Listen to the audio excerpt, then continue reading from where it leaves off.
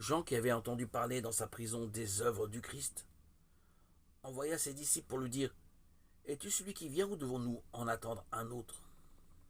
Jésus leur répondit: Allez, rapportez à Jean ce que vous entendez. Voyez, les aveugles voient, et bienheureux quiconque ne sera pas scandalisé à mon sujet. Comme ceux-ci s'en allaient, Jésus se mit à dire de Jean aux foules: Qu'êtes-vous allés regarder au désert? Un prophète? Oui, vous dis-je, et plus qu'un prophète. Matthieu 11, 2, 9. Jean le baptiseur, que des foules d'Israélites répentants étaient venus entendre, trouvait sans doute difficile d'être en prison. Hérode l'avait emprisonné parce qu'il dénonçait son mariage avec Hérodias, qui était déjà la femme de son frère. Il le gardait peut-être en prison pour le protéger d'elle, et pendant ce temps, il l'écoutait volontiers. Marc 6, 19, 20. Alors que les jours s'écoulaient, rien ne changeait pour Jean. Ses pensées le tourmentaient. Jésus faisait des miracles, mais pourquoi le laissait-il en prison?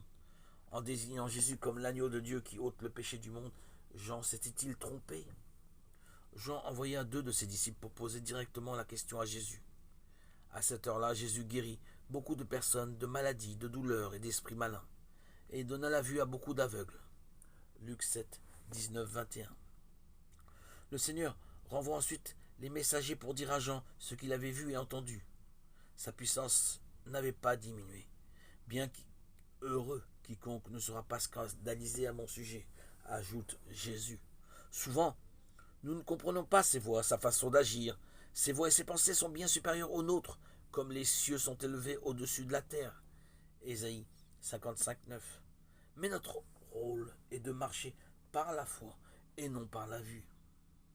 Ensuite, de quelle manière vigoureuse le Seigneur honore-t-il son prophète devant la foule? Jean n'était pas un roseau agité par le vent. Matthieu 11, 7. Il était dans la prison du roi, pas dans son palais. Verset 8. Il était un prophète lui-même, l'objet d'une prophétie, et s'il le recevait, il était cet Élie qui devait venir. Merveilleux Seigneur.